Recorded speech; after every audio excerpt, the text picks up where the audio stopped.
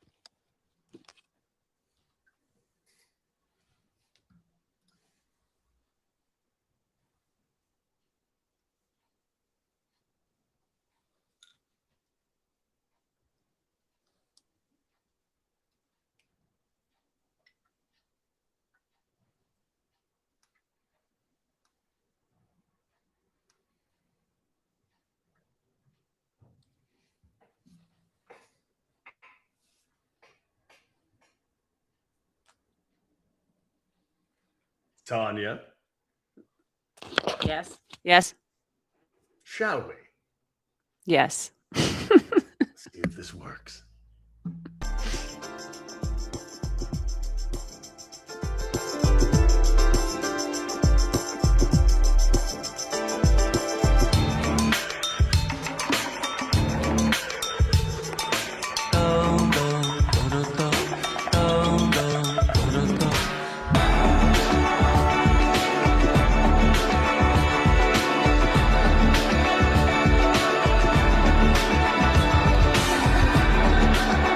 Welcome, welcome, welcome. It is, of course, a Friday evening, and you are looking at a different view of your two favorite, really bitter sports media moguls. It's the regulars, myself, Cody Decker. And I am Tanya Ray Fox. Cheers through the screen. Cheers through the Hate screen. this.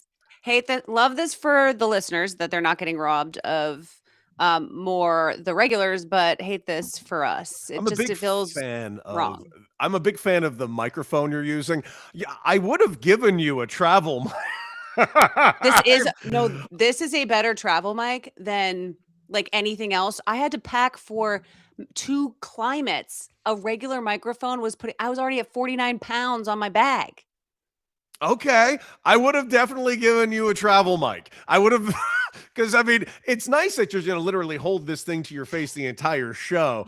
I don't have to. I could clip it. I just feel like it's more fun. Yeah, well, if you clip it, you're going to cover up part of your hair, and your hair is like your brand. We're not covering up your brand.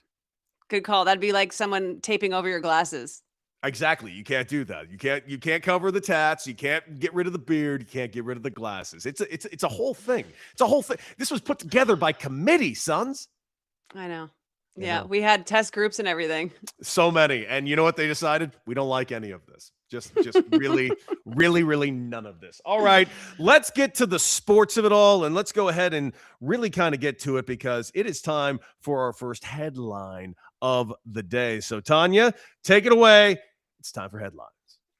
Yeah, the NFL schedule came out, and we did a little preview of some of the primetime games from earlier this week. But the actual schedule is out. Everybody knows we have the strength of schedule. We have the old deal. We know, Cody, how much people love talking about strength of schedule, right? Yeah. And there's some winners and losers. So I figured we could just kind of go through and you know us, it's going to be mostly griping about this, but there's one pro, I guess, if you're a Browns fan, which is that the Browns have strength of schedule. They have a combined 4-9 total win percentage from last season among their schedule opponents this year. And I feel like, I don't know how, are you like a big rooting for Shedeur guy? I am. So I'm like rooting for Shedeur, but I'm sure as hell not rooting for the fucking Browns, man. I actively, and I apologize because it has nothing to do with the Shedeur. I actively root against the Browns because I hate their ownership probably more than any other ownership in the NFL, and that is saying something. That's super valid. The only ownership I hate more is the Cardinals, but then it's the Browns, so that's totally fair. I am happy to see that there might be a chance for I like both Shedeur and Myles Garrett, and I think that carries it. There's a couple other they have a fairly likable team, especially now that Stefanski's gone. So that part, okay. The funny part about the Browns before we go on to some of the other stuff about the schedule is that the first thing I read was people talking about how they're worried that the Browns schedule will be too easy and they won't be bad enough to get a good pick to draft a quarterback. As if the Browns are going to draft a good quarterback. Come on, Cody.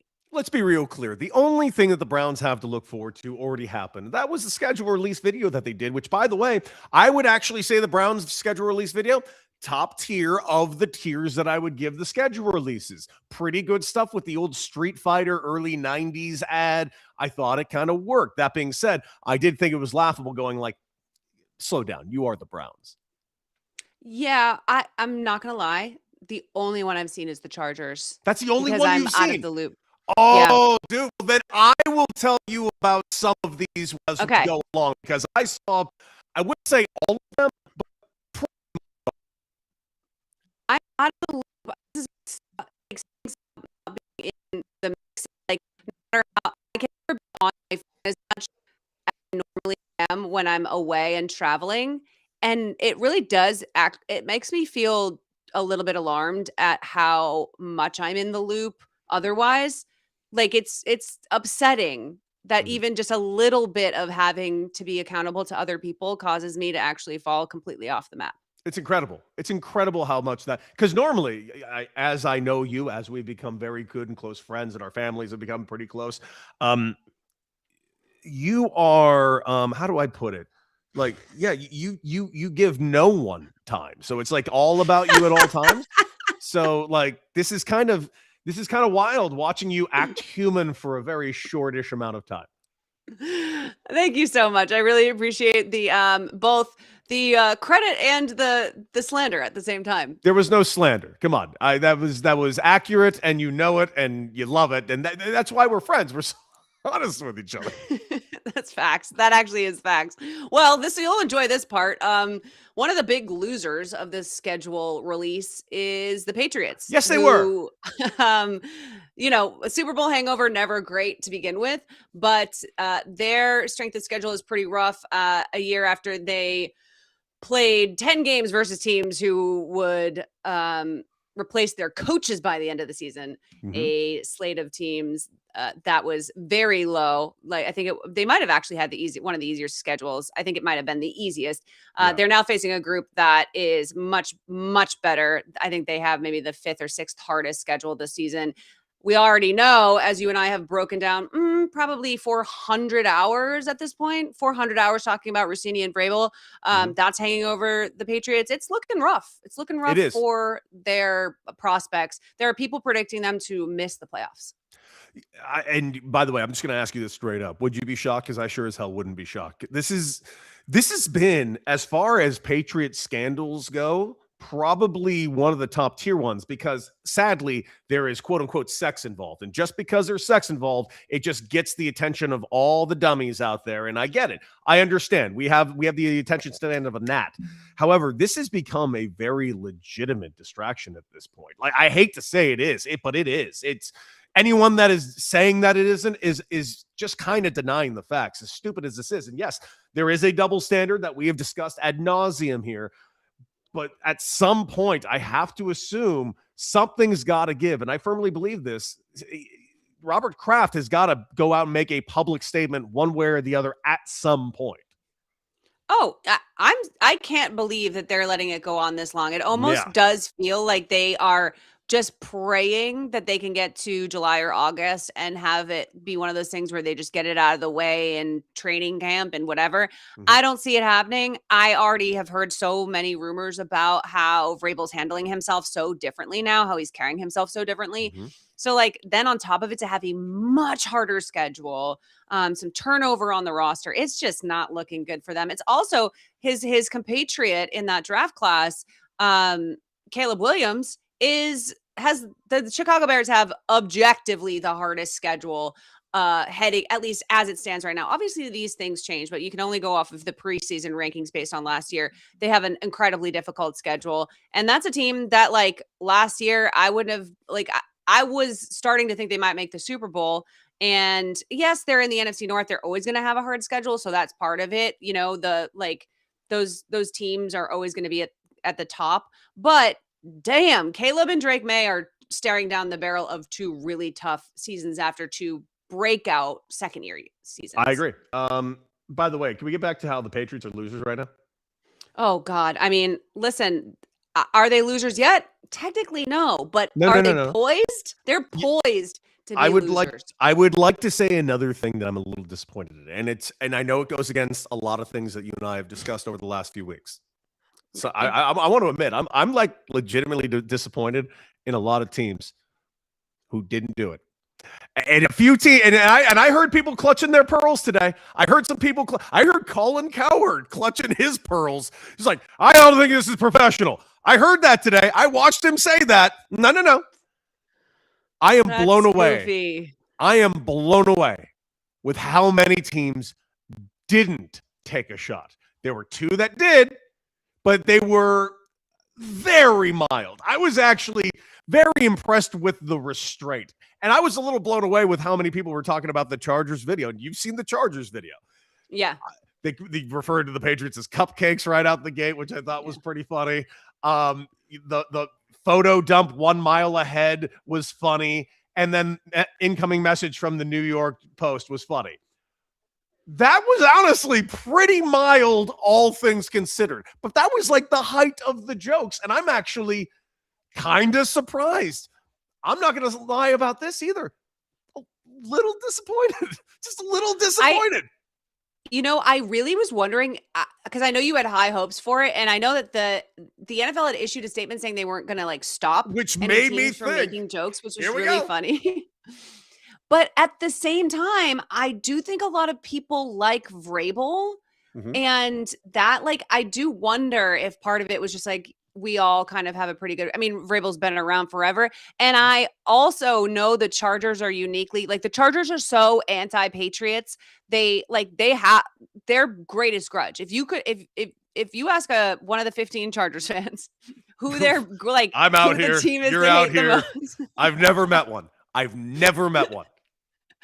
But for the ones who exist, they hate the Patriots. So I'm glad they took their shot because it wouldn't have felt authentic if they didn't. But I guess I'm not super surprised. I don't know. I maybe they all have coaches that they don't want information to leak on or something. I guess, but I felt that was like kind of telling. Like, none of you did it. None of you. And then again, the roundtable at ESPN, they mildly referred to it, but I'm like, guys, like they're not talking about it so much is glaring, and other people's overly talking about it is glaring. It's really the most fascinating dichotomy. It is sort of a juxtaposition of the amount of, it does make me feel like I wonder if NFL media is going to be hesitant to bring it up as much as we have been talking about it, because they don't seem super psyched to talk about it. The NFL clearly is kind of like themselves. There's no restrictions. They're clearly not leaning into it. So I guess there's a chance that NFL media just kind of leans away from it. I don't know if it's a Vrabel thing, if it's a Diana Rossini thing. It could be our theory, which is a lot of people are kind of doing things that might seem a little bit similar, and maybe they don't want to be It's a good theory. I've been around sports. It's a sound theory. Yeah. So, I mean, I'm sorry that you didn't get the kind of response from the teams that you wanted. I know that you wanted some more Patriots jokes. Doesn't listen. I did. The Raiders. I'm sorry. Did you see the? Did you see I the saw Raiders? the Raiders. Yes, they correct decision. Go all in on these two weird fucks. Just go all in on it. You might as well. They're already there. They're already weird. Go all in. We're changing the culture of the Raiders in such a drastic way overnight. I'm in. I like it. I like how corny it is.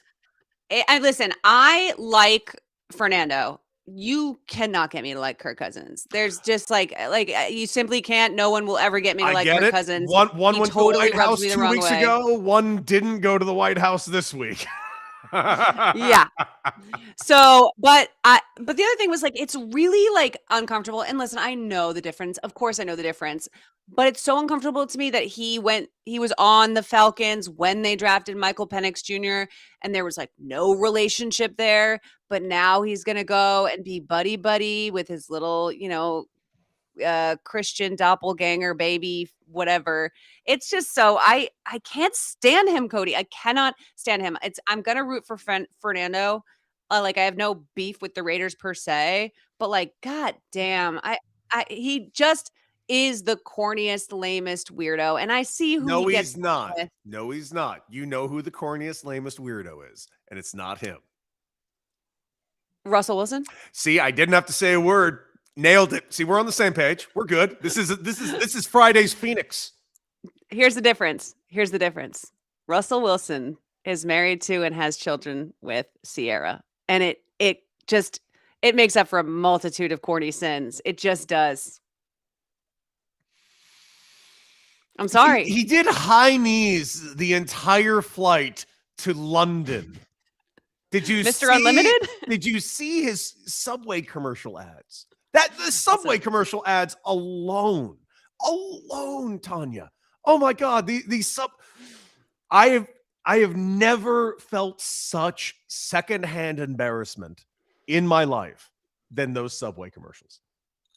Please watch. Yeah, but you didn't have to live through Tom Brady in his long air UGG phase as a Patriots fan. Listen, I'm going through Tom Brady now, and that is just next level cringe. I don't know what to say. He is in divorced dad plastic surgery phase. I don't know it's midlife of midlife crisis. It's like 3 midlife crises all rolled into one, and he's like the greatest quarterback of all time. It's a wild thing to sit here and watch. He's getting them out of the way. He's getting all the crises out of the way now. Just like, why go through all the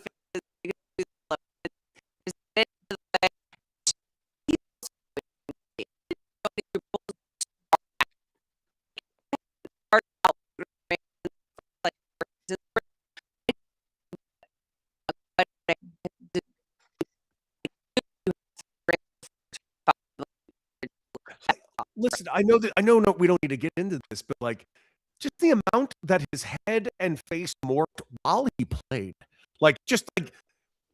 is pretty wild to me. You're not wrong. The through the years of Brady face is alarming when you see that thing that goes viral every year. Like when you really look at it, like his first 2 years, it's like looking at a different person, and it looks like a relative of Tom Brady. Yes. Okay, we're gonna move on. We're gonna move on from your hatred of Tom Brady. I know. I'm like, do we have a rundown? Does it matter? This is what happens when we're not together. We can't rate it in. The other thing I wanted to bring up is that the Thanksgiving game situation has. I feel like I don't know if we predicted this, but I feel like we kind of started talking about the fact that the NFL would do this, which is, traditionally Thanksgiving Eve is you get together with the people in your hometown at the bar, you do your thing, you're traveling. Well, they've decided to put a game on that Wednesday night. And I hate what game it is because it's a good game. It's a game I want to watch. Wait, what game is it? It is going to be, I believe, San Francisco 49ers versus the Rams in LA. Yes. And so it's a good game. It's a good game. So I'm actually like extra mad about it because I sure as shit don't feel like watching football on Wednesday night before Thanksgiving. That is like tailor-made, leave me alone. We're hanging out with random people like that we haven't seen since high school type of behavior. Right. Like I don't need football on that night. Like the NFL and I know you're going to get to this point because it is something that's being reported quite a bit. The concept of them killing their Sunday afternoon slate is just honest to God. I hate it so much. And I know you'll disagree with me, but I truly do believe at some point there is going to be, when I say fatigue, I don't mean like the NFL is all of a sudden going to be in destitute. That's not what I mean. I just feel like at some point the numbers will go down. Not down drastically, but they have to go down. I'm fatigued and the season hasn't started.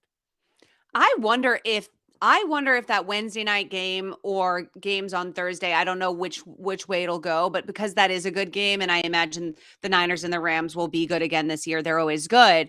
I wonder if that game will signal maybe a drop off in Thanksgiving Day. Like, I'm telling you right now, I love watching football. I am a sucker. I am like, the reason that I hold myself to so account and like the NFL to such account when I talk about it and why I'm so strict about staying on their asses is because I really do love it, right? So I don't like missing a game. But I don't know that I can do Wednesday night right into Thursday morning on Thanksgiving. I have shit to do with my family. Like, oh my God. Yeah. Dude. And then they're packing all these games around. So part of the story in our rundown is that they're also just packing a lot of rivalry games and intra-divisional games into the holiday schedule rather than giving us some of the like less intense sort of interconference matchups and things that like, hey, if we miss it, we miss it.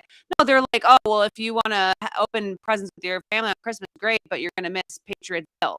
And it's like, okay, what are we fucking doing? It's just like I said, it's the NFL trying to monopolize every single holiday and make it an NFL holiday. That's like what they're doing with Christmas Day. They're trying actively to take that away from the NBA, the evening that the NBA always had. That being said, I also feel bad for a lot of the players that have to do this now. It was one thing to have to play on Thanksgiving, but now like there are no holidays in the NFL season, and they're adding more games, and like it's just. The greed that is just in front of them is just outrageous. And, I hate the cons. Like, I was the biggest support. You know why I'm really mad about this? Can I be honest about this? Like why I'm legitimately mad?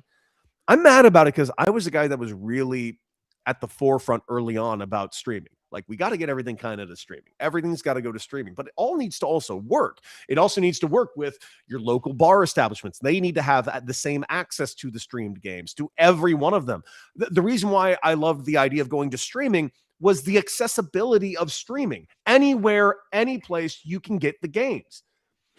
And naive, sweet, naive summer child. The reason why I thought it would happen that way, hear me out, was because they were competing against the cable companies.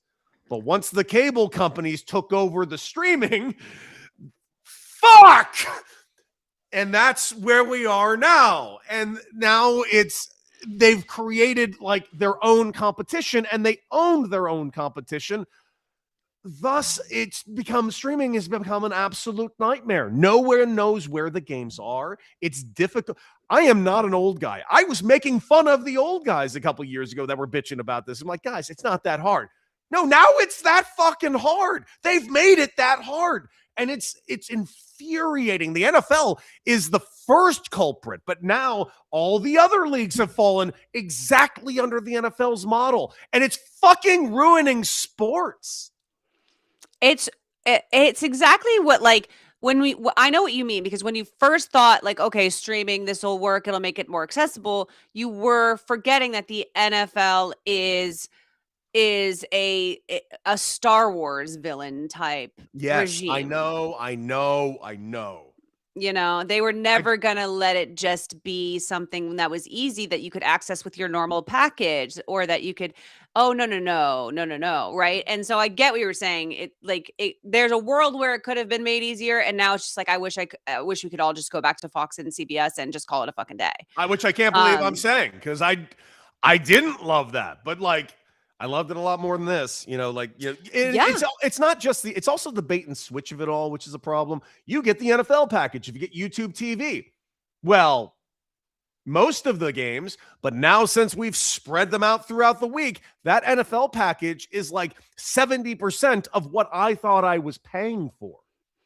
Yeah, like when I mean, I still, it's annoying because I still have to pay for Sunday Ticket. I still have to pay for Sunday Ticket. There's no way for me to get around it, but there are fewer and fewer games accessible on Sunday Ticket. And then there's like, it's like, okay, well, and then the Amazon game is going on at the same time as a goddamn ESPN game it's awful. And it's only getting worse. The amount of, I don't want to watch Wednesday football. The idea that like Sunday is becoming a thing of the past, like, oh, you can watch most of the games on Sunday, just to kind of give people an idea of where it's gone. There's going to be 197 Sunday afternoon games, the sort of classic 1 o'clock, 4 o'clock slots. That's down from 211 Sunday afternoon games in 2021, which was the first year of the NFL's like 18-week season, 17 game schedule.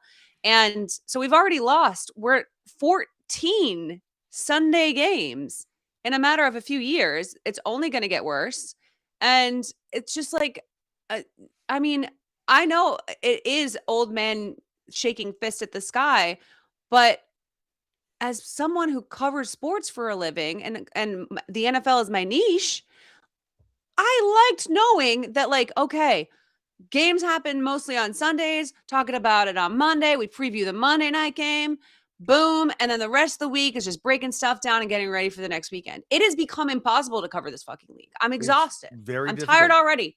Extremely difficult. And here's the other thing that I just hate. Like, it's just getting more and more expensive. And that's not, by the way, we're focusing on the NFL. Major League Baseball, same problem. NBA, same problem. I get it. I'm glad they're making all their money, but making the game less accessible to your fan base is just annoying and more expensive. Like, good God. And don't worry. I'm getting ready for the talking points. Well, how else are we going to pay for the contracts for this next CBA? I hear everything that's about to be used as a nonsensical Trojan horse. I hate how predictable this industry is. And the crazy part is, like, it's the worse it gets and the worse it threatens sports viewership, by the way, which is like the last zeitgeist thing that we have. It's the last sort of thing that people sit down and watch live where we all get to talk about it at the same time. The more they threaten that, the more they threaten your job and mine. And you know what? We've already had our industry absolutely shredded to hell. And I'm getting to the point where it's like, because newspapers are gone, magazines are gone, everything's gone, Cody. Yep. So they're going to come for the podcasts next. Well, listen, we're more than halfway there. When the league owns all the networks or is in bed this drastically with all the networks and their interests are aligned, which is financial based, which is also everything when it comes to financial based right now is practically funny money. Nothing makes sense anymore. And we're living in a very unique time when it comes to people who are grifting and getting a lot of money for doing very little things. It is quite wild. We're in circus times right now. Well, speaking of circus times and people not being able to figure out what is going on, our next headline is LeBron. As long as LeBron is alive and kicking, we're going to be talking about LeBron. Forever. And the evergreen story of the last 5 years is LeBron going to retire? And if not, should he? And there's conflicting opinions across. Listen, I have a lot of, there are people that I tend to think, okay, like I think they're talking in good faith, whether I tend to agree with them or not. Everybody's on a different side of this. We've got the Chris Mannixes of the world who say there's only one decision for LeBron, and that is to stay on the Lakers. Look at what he did. Look at how important he still is to this team. They don't have a position, a direction that is very clearly going in the right way without him, right? Like there's no world where we can see them being better next year without him making changes they don't going to make. Yep. Where there are the people who are saying if he wants to retire and defeat Father Time successfully, he should retire now rather than waiting. Like nobody is saying he can't play anymore. Nobody's doing the thing where it's like, oh, he shouldn't be playing. It's more, do you want to wait until you're kind of trash before you retire when you could kind of go out on top. Now, this specific column from The Athletic actually makes I think this is by Candace Buckner. So Candace makes the comparison to Tom Brady, who played into his 40s, had, a 4,700 yard, 25 touchdown season in his final year. But it seems sort of joyless for him, and all for what? He goes 8-9, loses a wild card game. Should he have retired when Gisele told him to? So she's sort of making that comparison to say maybe LeBron could land in that space if he's not careful. I'm going to let you lead this in terms of what you think first, how you land with this as a Lakers fan specifically. Well, let's just go out the gate. I'm going to ask you a question. We'll start with that. Okay. Do you think LeBron's retiring? No. I think it's a absolute no. I don't see a world where LeBron just kind of quietly retires. This is the same guy that had an ESPN special for an hour to announce he's going to Miami. Like, I don't see this happening quietly in the night. He doesn't do anything quietly. I just can't stress it. And also, I can't see a world where he does that and the NBA doesn't try to step in, go like, hey man, we want your retirement tour more than you do. And let's make no mistake, good point. The NBA wants a LeBron retirement tour. There's so much money to be had on a LeBron retirement tour. Also, a lot of money to be had on a LeBron retirement tour for himself. Oh, yeah. As a Laker fan, I don't have to say, yeah, I honestly don't see a better fit for him elsewhere. People have tried to clamor, well, maybe he'll return home for a third time in Cleveland. Well, if he's going to Cleveland, due to the financials of it all, he's going to have to take a pay cut there. So if he's going to have to go through the whole pay cut world, he might as well be in Los Angeles, where he's going to make the very absolute most money, currently lives, has his family roots very much rooted in here. His son's on the goddamn fucking team. I'm pretty sure he's going to be a Laker. And Rob Pelinka said as much as humanly possible the other night, right when they lost the game, and made it abundantly clear, yes, we want LeBron back. And I'll admit, seeing what he did this year, I want him back. I really loved what this guy did on the court, what he did off the court. I think the Lakers are kind of clicking. What's the move for them? I think they need a big. I think they need to add depth. I think they need to get some toughness. I think it's going to be an interesting year, but I don't want LeBron to retire. And frankly, as far as I see, the best fit for him is still in LA. Would it be interesting if we went to San Francisco and they really did the old man brigade up there with Jimmy Buckets and Steph and Draymond and try to run it there? It'd be interesting, but I don't see that happening. He's obviously not going to be going back to Cleveland based on just the financials of it all. It just doesn't seem to make sense that he even fits there. The team has been built around LeBron for 8 years, and it's kind of wild to say that out loud, that he's been a Laker now for 8 years, Tanya. It's the longest tenure he's had at one time with a team. It's crazy. He was never with the Cavs this long for either of his stints. It's been 8 years. I mean, he's been a Laker. Yeah, he's a real Laker. It's not a joke. He's a real Laker at this point. And here's the thing. I don't like the argument that LeBron would taint his legacy, or that Father Time would catch up to him. There is no legacy to taint. His legacy is cemented. That's the thing is, she referenced Tom Brady in the piece, and we don't think about Tom Brady's final season. No one remembers that Tom Brady was kind of, over it in his final season. That's not what we talk about. The man it was still fine, by the way. They still went to the playoffs. Yeah, they were not great. Okay. And he still passed for 4,700 yards. Yeah. It was ridiculous. And 45 years old. Come on. And no one that's the thing is, no one's like, man, I wish Brady hadn't gone out at 8-9. What we remember is he had 7 rings. That's what we talk about. Mm-hmm. He's the GOAT, whatever. Right. So that's not an issue.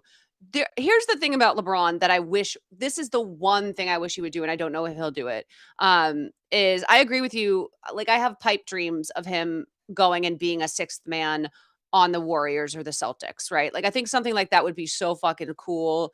I can't imagine what it would look like to watch him play with the Jays or with Steph and Draymond or whatever. Like that would be awesome. He's not going to do it. He's going to stay in LA. And so if he's going to stay in LA, I would just love for once for him to be like, finally realize I'm going to be 42 next December, halfway through the season. I'm going to turn 42 years old. I need to be a full sixth man on this team. Never start. I need to not get paid any money, like all the money. Like that's what needs to happen is if LeBron becomes a full-on bench player, role player, frees up cap and salary for the rest of the team, get that starting five going, and you just Superman off the bench the entire season, and you're like a player coach type vibe, that's then it doesn't matter if you're not scoring 22 points a game. It doesn't matter because oh my God. And it would be the perfect way for him because he still has so much basketball left in him. That's very clear. I don't think he has 5 years or anything. But he has got 1 or 2, right? That would be so fucking sick to watch him sort of just like anchor a bench, bring up some young players, come in, and then when we might actually get those dunks again, we might get the high flying, the chasing balls down and stuff. He'd have the energy. I mean, my God, that's what I want to see. I agree. And by the way, like I was like thinking about a big, you know what, a big that I would actually like them to get their hands on. Speaking of Cleveland, go get Jarrett Allen. Yeah, absolutely. That'd be great. He'd be a great fit. He'd be a great fit. Done. Problem solved. See, Lakers. I'm in. I solved the problem. And you got the one of the best bench players of all time in LeBron James, 42-year-old LeBron James. I'm interested to see if Austin Reeves will stick. I'm interested to see what the Lakers do. Listen, this is actually I think the Lakers are going to be the most interesting team this offseason. And I'm not saying that because I'm starting an LA radio show here. I honestly think this is the biggest story in the offseason. Obviously, LeBron of it all. But I firmly believe he's coming back. So if LeBron's coming back, what are they going to do to build around the LeBron-Luka team? And is it Austin Reeves? Are they getting bigs? What can they do? We clearly know they need depth because this was the best Laker team I've seen in like 15 years. And it didn't even come close to making a dent into OKC. Oh yeah. Like that's why I'm like, how do you open up salary to give Luka exactly what he needs? And I agree. I think that they're an interesting team. I mean, I'm still really intrigued in what's going to happen with Giannis, and there's some other things. But of course. Yeah, absolutely. The Lakers are in like a really interesting pivot point, and the LeBron era has been objectively far more successful than they were before he got there. Post-Kobe. Far more. Oh, yeah. Far more. We were dealing with like Iggy Azalea drama during that time. Like I remember. I was really happy LeBron showed up at that moment because I was like, oh my God, actual basketball players are on the Lakers again, not whatever the fuck this nonsense has been. It was like the old Carlos Boozer era. Yeah, it was an era, that is for sure. All right. Tanya. Well, I mean, I think we are both in agreement on LeBron. I think we agreed more than I thought we were going to. No, I'm not, no pushback. I've told you in the past, I was never a huge fan of the LeBron Laker era, but this year was legitimately a joy to watch. And I mean that this year was a joy to watch. I loved it as a Laker fan. It just sucks that this OKC team exists. I know. And they're your enemies forever. And I hope somehow someone beats them for you. Oh, me too. All right, we're moving on. We're moving on to I actually put this in specifically for you because I just feel like it's really fascinating that the NFL, like, we talk a lot about the prediction markets, and some of the weird stuff that's going on. I love predictive markets. And the NFL wants certain trading contracts banned from prediction markets, and it was reported by CNBC that that they outlined to the Commodities and Futures Trading Commission that their views on prediction markets should be regulated as they sort of see this growth, and they're recommending banning certain event contracts and raising the age requirement to 21 from 18. And some of the stuff that they want banned is being able to have predictive contracts around, someone being banned, or if a kicker is going to miss a field goal, or if a quarterback's first pass will be incomplete. First play of the game type of things. Yeah. Yeah. The quote unquote prop bets that are ruining sports. Well, they said, and contracts on things that are knowable in advance, like the first play of the game, or trading on inherently objectionable events like injuries should be restricted, which they fucking should. Like, I agree. It's kind of weird. Like, but I was like, unfortunately, I agree with the NFL here. I think it's kind of a no-brainer that you should not be able to bet on those specific kind of things that could like be easily manipulated. But I also think it's really ironic that this league, who's gotten themselves deeply into bed with as many sports betting companies as humanly possible, has raked in billions off of it, has just gotten themselves into this dirty business, that this is like, who would have thought this would happen? Who would have thought have seen this coming? Everybody fucking saw it coming. And now the NFL is like, hold on, you guys feels like this is a step too far. Oh, wow. Oh my God. Your final straw finally arrived. Wow. Tanya, I think you accidentally gave away the game a minute ago, and I don't think you realized it. And that's why I started laughing and put my head down. It's not that the NFL wants to do, in my opinion, any of these things. I think it's because they're in business with gambling companies. They're not in business, as far as I know, with the prediction market companies as much. And the prediction market companies, as much as we want to, I don't know how you get the toothpaste back in the bottle. I really don't. Also, because predictive market is set up in the way it is, there is no quote unquote house. It's because it's person to person.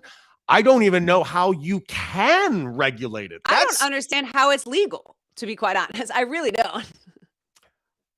It's just basically setting up person to person. It's like me making a bet with you, and there's just an app for it. I'm not saying it's right or wrong. I'm just saying it is, and this is the world we're currently in. And but it's also kind of weirdly rich to me hearing the NFL going like, well, this gambling's bad. You should just go over to this app where the gambling's good. Do we have money in this gambling? Good. Yes, but this gambling bad. I'm sorry. Fuck off. I'm not with you.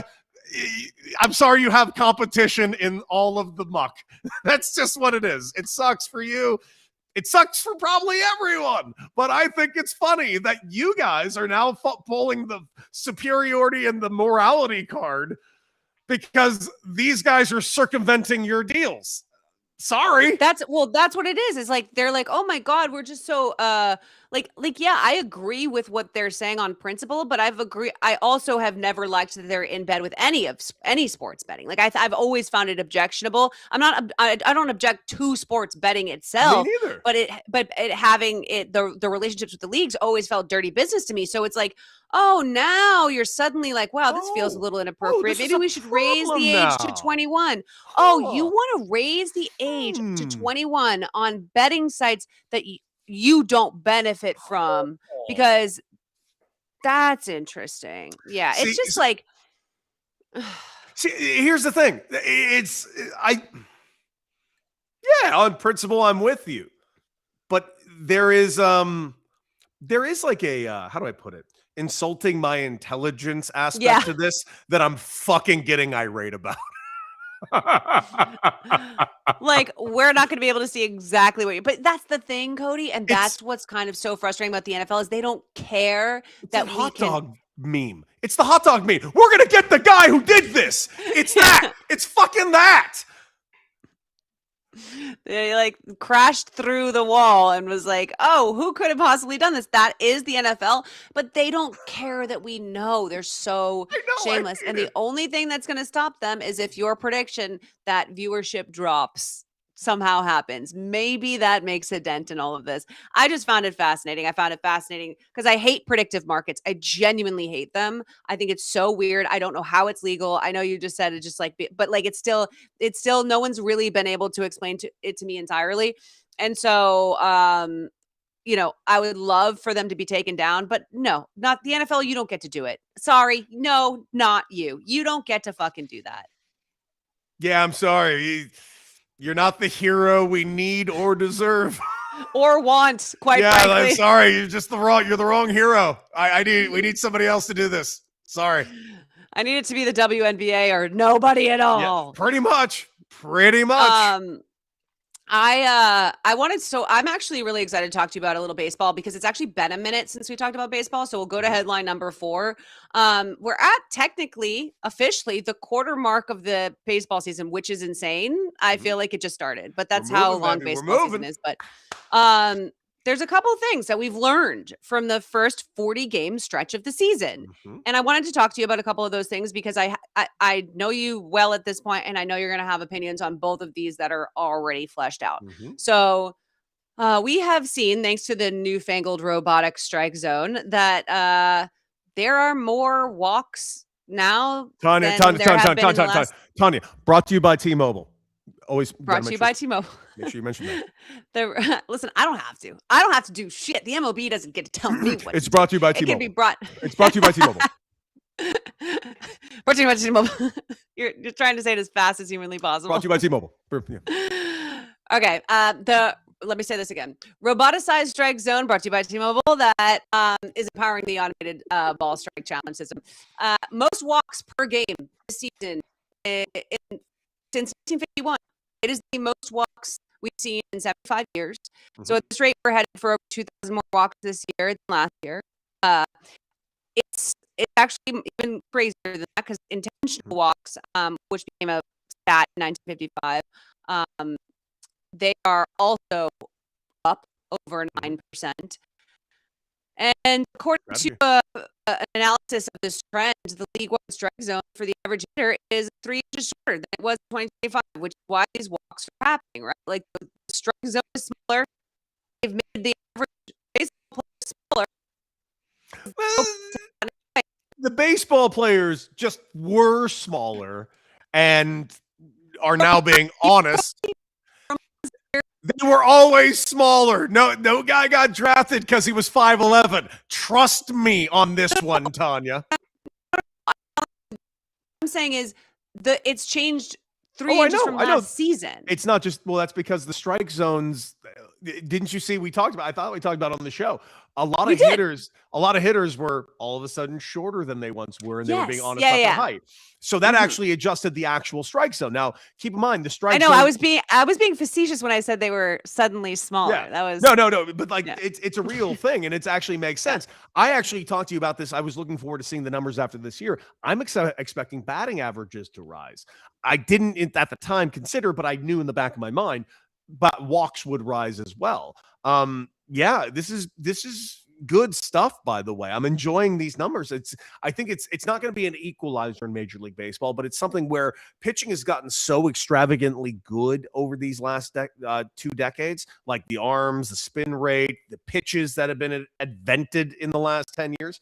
Like, it's just a lot that's going on, and that's why I think this ABS system is great to begin with, because the human eye simply can't track this anymore, especially down to the millimeter.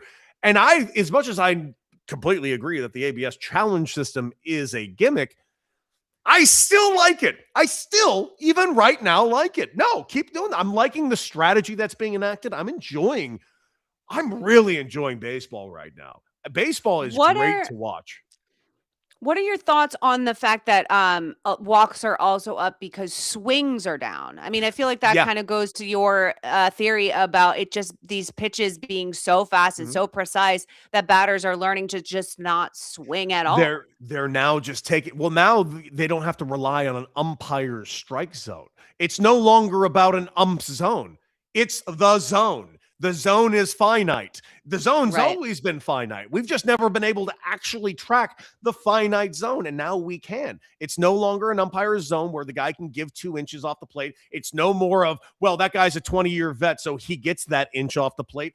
No more. It is simply play baseball. Your time in the show no longer matters. Go play baseball. A strike is a strike and a ball is a ball. I fucking love it. So, I fucking love it. You're not worried about the swings being down. I think this is great. Okay.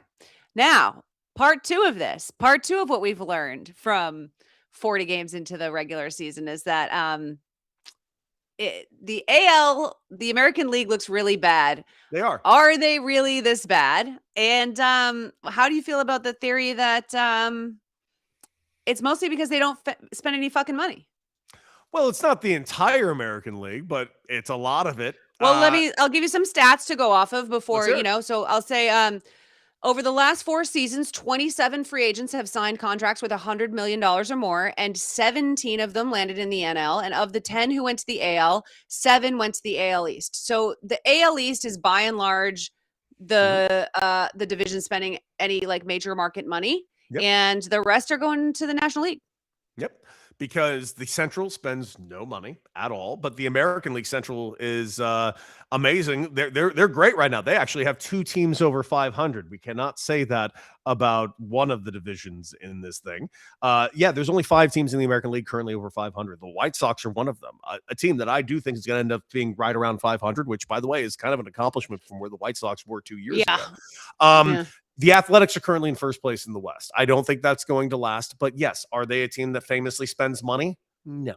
The Mariners do occasionally spend some money, but they're kind of lying in the weeds right now. I think they're going to get it together and go on a bit of a juggernaut wrong. The Astros spend money as well, but they are off to a terrible start, but they're no longer in last place. That belongs to the Angels, who have in the past spent money stupidly, horribly, horrifically, I would say, malpracticely throughout their time, and especially Artie Moreno's time, I should really say.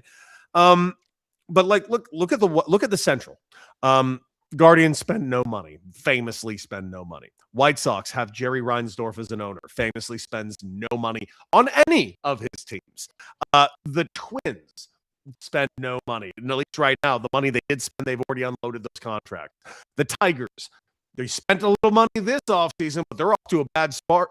And trust me, if they keep that bad start going, Tarik Skubal is going to be the sexiest free agent in the history of baseball. And the Kansas City Royals spent a little money 2 years ago. There's a correlation, but here's my only pushback. Brewers don't spend money, they're crushing. The Cardinals don't spend money, they're crushing. The Pirates don't spend money, they're above 500 4 games. The Reds don't spend money, they're above 500 by 2 games.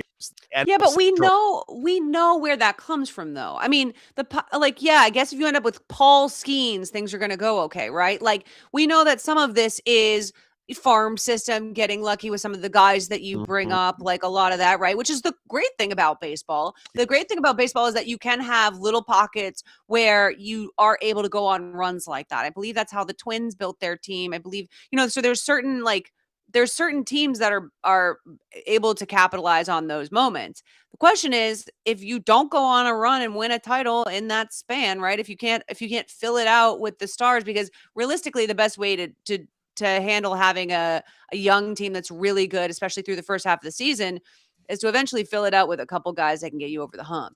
And that seems to me to be what these teams aren't willing to do. And to your point you've made about the Dodgers several times, there's an art to this, right? It goes beyond just spending money. The Dodgers spend money, but the reason that they are as dominant as they are goes far beyond just what they're willing to spend and the players that they're willing to bring in. And the fact that their players get to live in Los Angeles, by the way, which let's be honest, helps.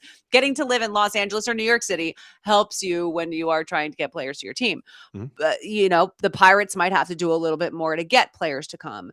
I don't think we spend enough time talking about that being the kind of barrier to entry that it is, right? I have it right there. Like Clayton asked the question, Cody, how are the Rays keep being good? They're amazing at development. They're crazy development. That's where all their money is. And it's been like that for 2 decades. Yes, they were the first team that really went all in on like really R&D. Their focus was development because they determined early on they were not going to be a team that's going to flat out compete with the money of the Yankees back then. We're going to do so. They allotted their money in a very different place, and that became known throughout baseball as the quote unquote Rays model. You know who else uses the Rays model? The Dodgers, except they also spend money. So now that's what I'm saying. So now you take that developmental model that clearly works, and now you put a massive fund behind it. World Series. The Dodgers aren't just the Dodgers because they spend money. They're the Dodgers because they're the best at this. Yeah. And that's what I'm saying is I think that there's we can look around and see these great young teams that are, oh, wow, look at them. They're doing great. And I mean, they're not just in the AL, but like at some point, and this is how the Red Sox built teams was having like getting a little bit lucky with prospects, having them all come up, and then just throwing in a couple big time we pay you guys. That's a model that works. And then on top of it, obviously, I mean, yes, I guess it should go without saying that a developmental model that adds in somebody like Shohei Ohtani, yeah, probably going to work. But they were doing it long before Shohei. And it just feels like some of these teams, like I almost like don't want to give them too much credit because they get away with spending no money. And you and I have both talked about this. You could spend more money. You could go out there and spend $200-300 million to get yourself a couple of stars to round out this great team you've developed, and they fucking don't. So I don't want to give them credit, Cody. I want them to get their shit together. The people of Pittsburgh deserve to see a goddamn ALCS, okay? I agree. But listen, give Pittsburgh credit. They just signed a couple of contracts. Now they're young, unproven talent, but they locked up early. That is going to be the business model. But listen, know what I mean. But then again, I do wonder if anybody would go to Pittsburgh. That is a good question. Would they go to Pittsburgh? But also, you'd have to get a trade, not a free agent. Like, but I'm not going to lie to you. If they open up the purse and spend the money a little bit, that's one of the most beautiful baseball stadiums or just sporting stadiums that exist. It's stunning in Pittsburgh. Stunning stadium. PNC. Great point. Probably with those of you watching right now, without you knowing, that's the crown jewel of baseball stadiums right now. It's that nice. Yeah. Well, but then you do have to live in Pittsburgh. But you have to be in Pittsburgh to go to it. All right. Tanya, is it time to finally get off of the whole headlines of it all and finally move over to Media Corner? Yeah, I'm actually interested to talk to you about this because this has been kind of I've taken a few days to mull this over and figure out where I land on it. It's pretty complex. You know, I've been talking a lot about the SCOTUS side of this story on the internet, and I've broken that down from the political side. And now I want to talk about where those things intersect in the sports media landscape. So we're going to talk about the Lane Kiffin of it all, and this comes after the Ole Miss coach responded to what he said originally. So I'm going to, for anybody who somehow missed it, Lane Kiffin, who we know notoriously bailed on Ole Miss in the middle of their playoff run last season, did an interview with Vanity Fair in which he inferred that the racial history and reputation of Ole Miss and the state of Mississippi made it harder to recruit, but that he doesn't think that that will be a problem at Louisiana State. He said, like, oh, hey, coach, we really like you, but my grandparents aren't letting me move to Oxford, Mississippi. And then Kevin goes on to say, that doesn't come up when you say Baton Rouge, Louisiana. Parents were sitting here this weekend saying the campus's diversity feels so great. It feels like there's no segregation. So already quite a statement. And then he apologized, but the LSU coach now, the current coach, responded, and he said it's kind of a pitiful day in my opinion. He said, when he said all these things and I watched Oxford from firsthand experience embrace him in an unbelievable way, and he said that I needed Oxford more than Oxford needed me, for him to throw shade on historical paths of Mississippi and not talk about Ole Miss now, it shocked a lot of people. And so that's the exchange. And I'm left with one question, Cody, that I'm going to kick this off with to you. If Lane Kiffin noticed that there was racial tension to the point of it feeling like segregation in Ole Miss, why is he just saying it now? Remember what we were talking about earlier about the NFL? It's not the message. It's the messenger. But isn't it also... This is unreal. The message being a little bit bizarre and oddly unnecessary. And, listen, this is a show where we talk about very detailed racial tension and issues in sports all the time, and very sensitive issues. And am I going to sit here and pretend that Oxford has been the beacon of hope of our future? No, of course not. No, I've never ever to some extent going to say that. There is there's some truth to what Lane Kiffin is saying. Yes, To say it the week that Louisiana has been gerrymandered to all hell after the Voting Rights Act was stripped to its fucking bare bones by mind-boggling. It's like, mind-boggling. Fuck you, first of all. It's very like, I love the idea that Louisiana feels a lot more racially diverse because it's so Black. The state itself is so Black American. But you just talked about segregation, how it feels less segregated in Louisiana. All you're seeing are more Black faces that just got their voting rights stripped, and you want to use it to like puff your chest up at Ole Miss. Yep. Like, it's just the most disgusting sort of. It's tone deaf. It's tone deaf as all hell. It's and self-serving. It's tone deaf. It's cowardly. And if you were so concerned about the racial diversity and the parents who felt their kids might not be safe in Oxford, why didn't you say anything while you were there about that? Why were you talking about how Oxford needed you and you needed Oxford? Why were you so happy at Ole Miss, perfectly fine to recruit players to Oxford in a place you now say felt segregated? You were fine to do all that back then, and now you're in Louisiana, and suddenly you're just willing to say this now, you fucking coward. So even if it is true, even if you do feel that way, which I wouldn't be super surprised, there is a different level of diversity that is, and cultural diversity in Baton Rouge. That's still like, fuck you. I can't stress this enough. I have never liked Lane Kiffin.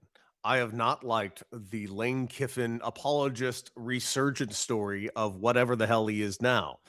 You know what I liked Lane Kiffin before?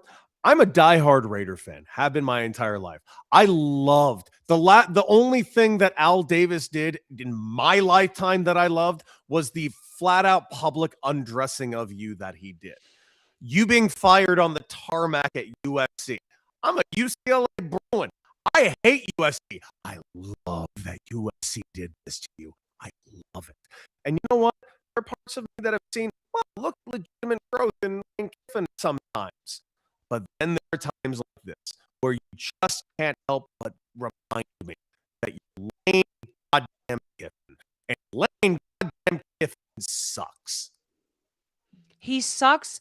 And I think that part of the reason why I wanted to put this into Media Corner is that we are hitting a point of no return, a sort of threshold, a tipping, whatever you might want to call it, of fans, specifically viewers, engaged, sports fans, being so goddamn fed up with this performative shit. It's exhausting. We are in the real shit right now.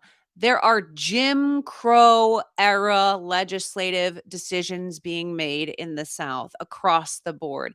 This is stuff that's coming up to the point where there is starting to become a movement to get Black players not to commit to SEC schools. And now, do I think that's a good idea or not? I don't know. I haven't even put two thoughts into it because it's a very extreme conversation that's being had in response to things that we have to handle right now, heading into the midterms, that should not be put on the backs of college children, 17 and 18-year-old kids. But the reality is, we're all so goddamn tired. You and I show up to the podcast and there's usually some fucking awful thing that's happened that we're just going to rant about, or that's been some bullshit that we're exhausted by this process. And the idea, there used to be a time where these college coaches could come out and say this stuff and it would be oh my God, just a classic bombastic college coach thing to say. We don't live in that era anymore.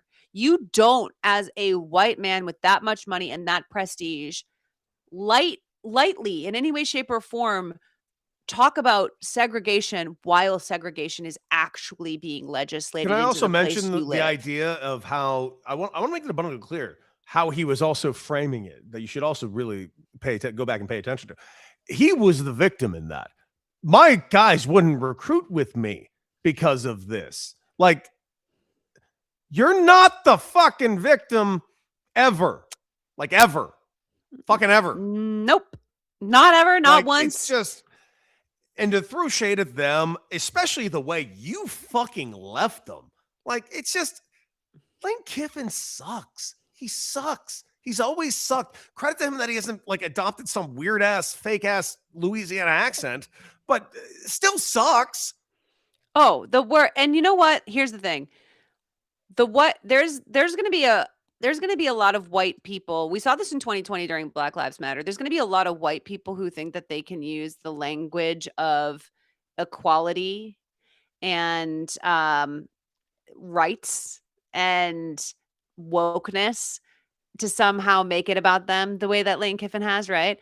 This is a white person 101 move to somehow turn the struggles of actual marginalized people into their own. Like, I know it's been so hard for me to watch this. It's so hard for me to watch. I'm these mothers marginalized send their because of boys. your past, Mhm. not mine. Yes. Because of your past and the decisions you all made down here. I'm suffering because of it. I'm suffering. It's so hard to watch Black mothers send their children off to Mississippi. Okay, well, here's the thing. We saw this. We've been through this. The post a black square and not actually do shit. Black Lives Matter, white people. And the reality is we're too fed up at this point. It's not working. It's not happening. It's not going to keep being like we're beyond the point of anybody buying into that bullshit anymore. And media wise, I genuinely don't like. I don't know if you remember this. It was maybe like 10 or 11 years ago. Lane Kiffin said something to this effect. Like he said some accidentally or potentially half-assed intentionally racist thing where it was like he had made some comment about the difference with like the way his Black players paid attention to him or something like that. Really? I can't remember what it was like exactly. I believe you, like but it wasn't against the Black players. It was just a more weirdly coded. And I remember at the time, everybody was like, this is just a coach who really tries to connect with his players, blah, blah, blah. This is just a coach who's like really, this is why he's so charming. This is why people want to play for him because and even at the time I was like, this is a weird interpretation of this. Now people are just tired of his shit. Like the reaction to it this time around was really just, it's fascinating to watch now that I've been in the industry for this long, where everybody was like, can you shut the fuck up actually for one time in your life? It's like Draymond-ish, right? Like, yes, really take a step back. Just take a step back. Yeah. Like, just take a step back. And he's not used to it. You can tell he's so used to just letting this stuff like have it end up sliding off of his back. And everybody's just like, hey, shut the fuck up. Can you shut the fuck up? Can you just shut the fuck up? Actually, can you just shut the fuck up?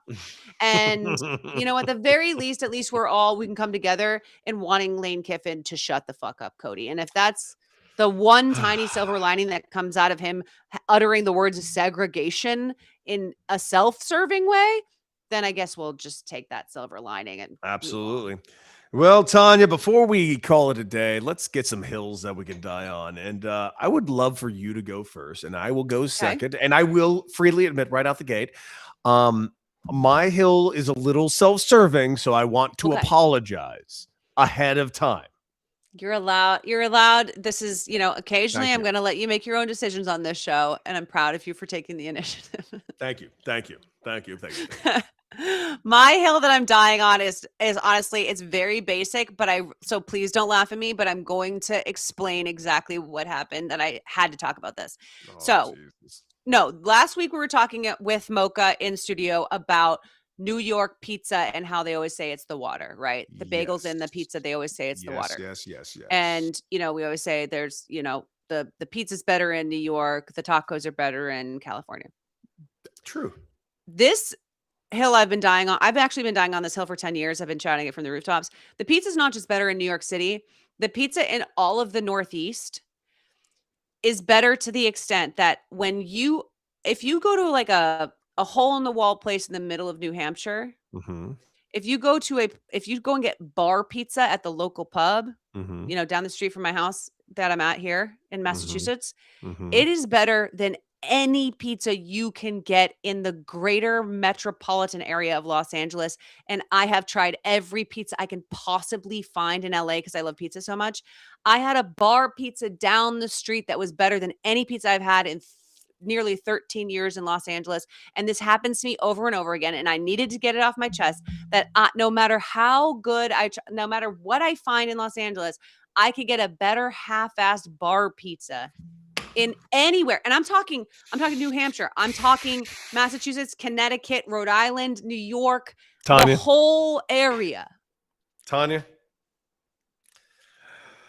you're absolutely right. This is absolutely a true sentence. It's not just New York. It's mainly New York, but it is also true. And I'll give you another example. Of course, New York is the king. New York is king, of course. But you're not wrong, because Boston pizza is better as well. Philly's got the pretzels. Their pretzels, it's the same thing. It's got to be the water out there. It's just better. It just flat out is. I agree with you, and I hate it. Because I have not been able to have pizza since I moved back from New York. There's just no good pizza spots out here. Like, the only good pizza spot that I go to out here is like Emmy Squared, which is Detroit style pizza, which I love. Style is good. Yeah, which I love. Good Detroit, but like to get like just a good old fashioned slice, there's just no place out here that is like my go-to at all. New York ruined me on that, and that's just it's something. There's something about it. I don't know what it is. I forget what it's like. I truly forget.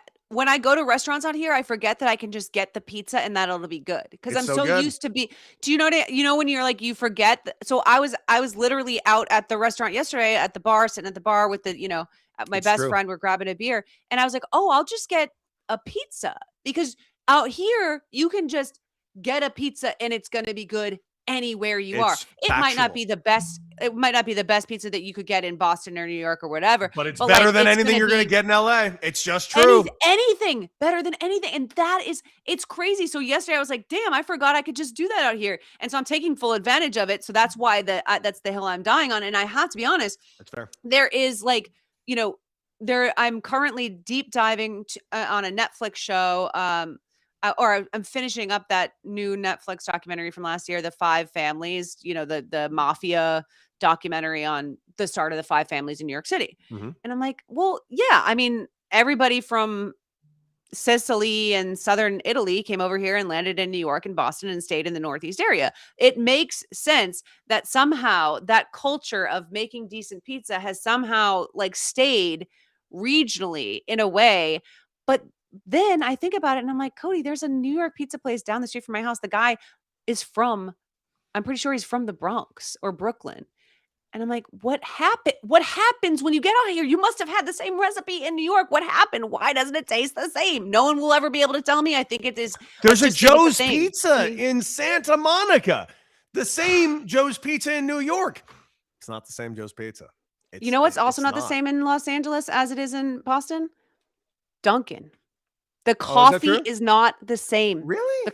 I swear. Can I tell you something? You're going to be mad at me because I know you're Boston girl and it's Dunkin' Dunkin' all day. No, you don't have to like Dunkin' coffee. All I'm telling you is, yeah, that's fine. But what I'm telling you is it must be a barista situation or something, because all I get is a cold brew with almond milk. Nothing crazy. Doesn't need to be fancy.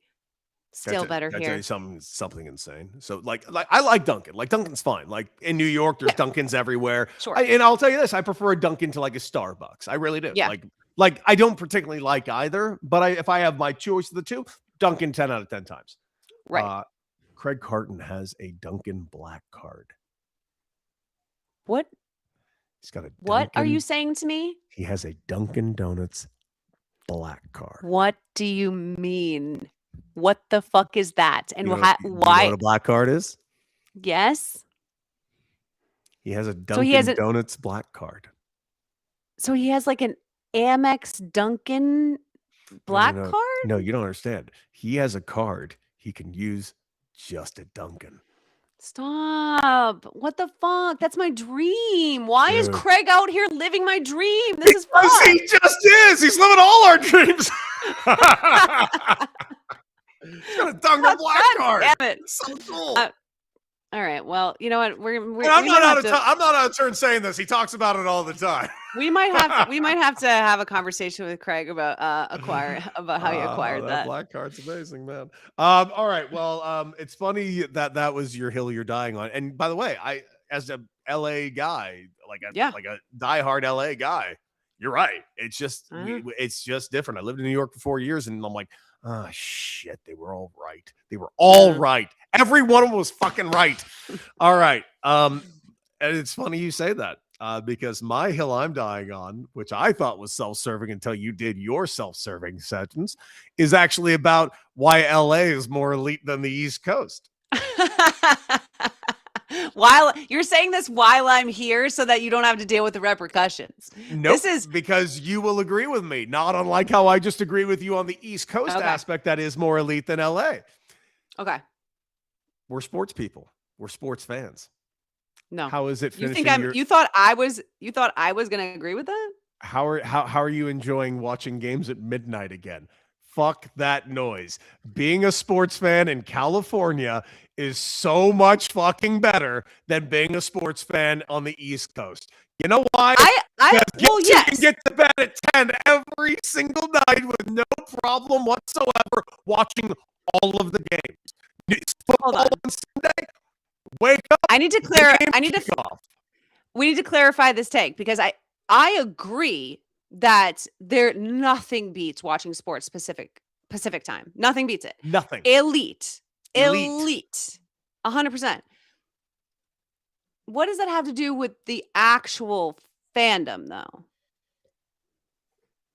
Because you were like, we're sports fans.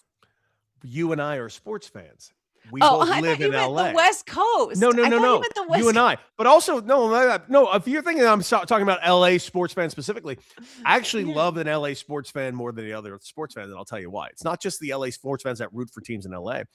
I love that LA is the city that it is, the commuter city it is. Yeah. The fact that we have an international market and a national and international market in Los Angeles. Los Angeles as a sports city is funny because it's like when you say sports city, you usually think like, oh, everybody's a fan of the same teams. Nobody's a fan of the same teams here. Of course, there are a ton of Lakers fans, a ton of Dodgers fans, of course. Yeah. There's a ton of locals here who are local, and it's all mixed in. It's a blend, and it's really fun. It's really cool. Like when you go to a sports bar in New York and like, oh, there's the Steelers bar. There are a couple of those like sports team bars in like in New York City, right? Yeah. Here, there are so many different teams' sports bars here. You live walking distance from my favorite Boston sports bar. Yeah, Sonny McLean's. Sonny McLean's is a Boston diehard sports bar, walking distance. My spot, O'Brien's, is a New York Giants sports bar, walking distance. There's the Philly sports bar, which is, I believe, Ye Olde Kings. No, that's the Steelers sports bar, Ye Olde Kings Head. Britannia has become the Philly sports bar.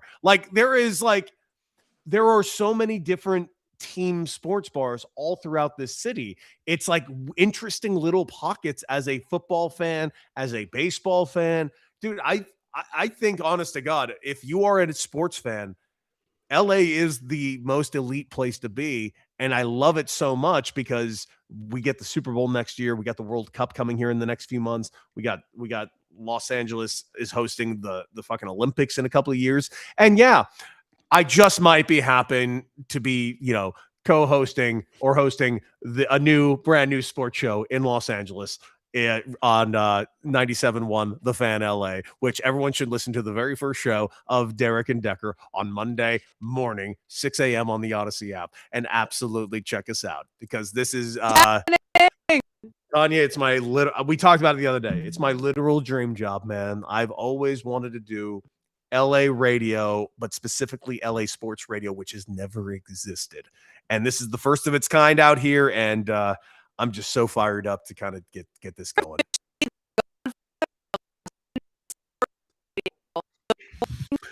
Bow to your king, Babylon. I'm here. I'm here to teach you. Learn from daddy. It's time. That's listen, learn from daddy. There's gonna be shirts, there's gonna be merch. It has to come out eventually. But yeah, no, elite, I will never argue. I'll never argue Pacific Standard Time as the elite way to watch sports. I will never argue the way that the Irish pubs have become an absolute staple for all kinds of sports fans out here. And I will never argue that you're not the godfather of sports radio, even though you haven't actually done a show yet. We start on Monday. Cody Decker, Derek Fisher. Download the Odyssey app. You can listen for free on the Odyssey app. You can watch it on YouTube at The Fan LA. You can watch it on Twitch at The Fan LA.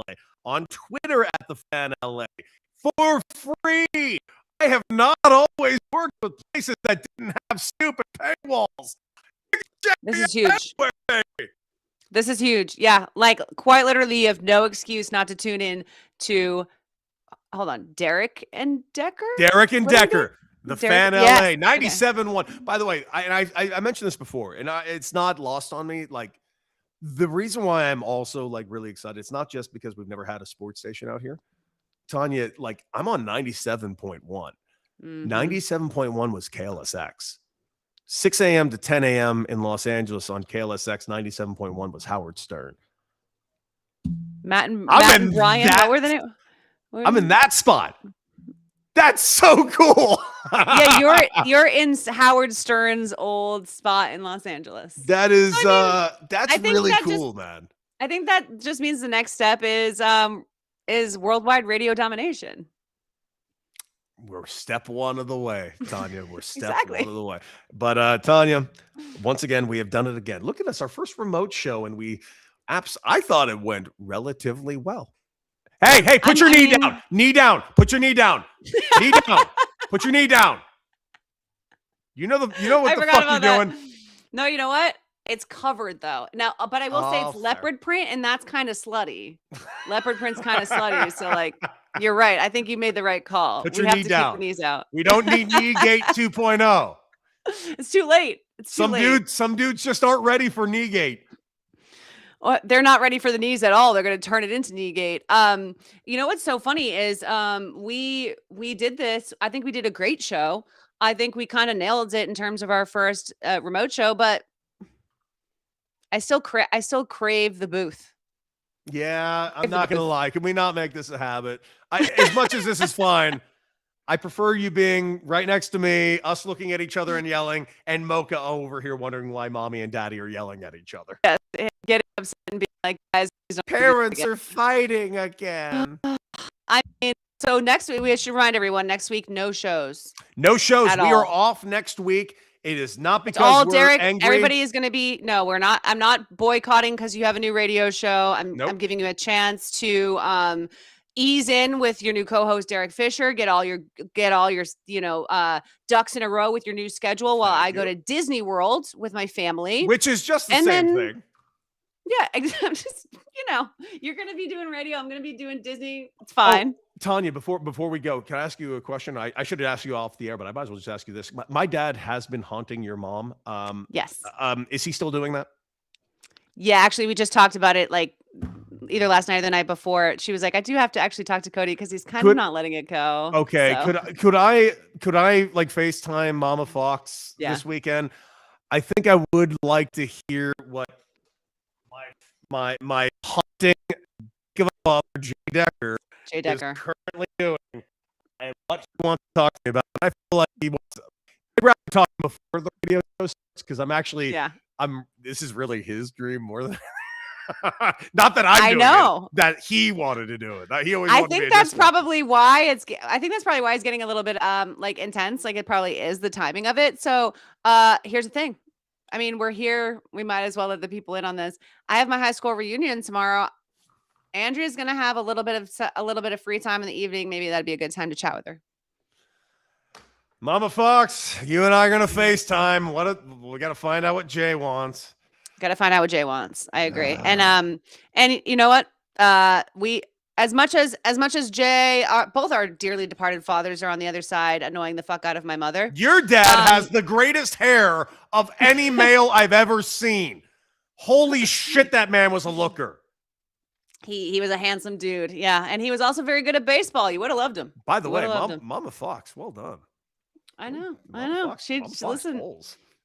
She pulls. What can I say? That's what we do in this family. That was a dreamy looking dude. And Chris, by the way, Chris is a dreamy dude. Jesus Christ, the Fox family pulls.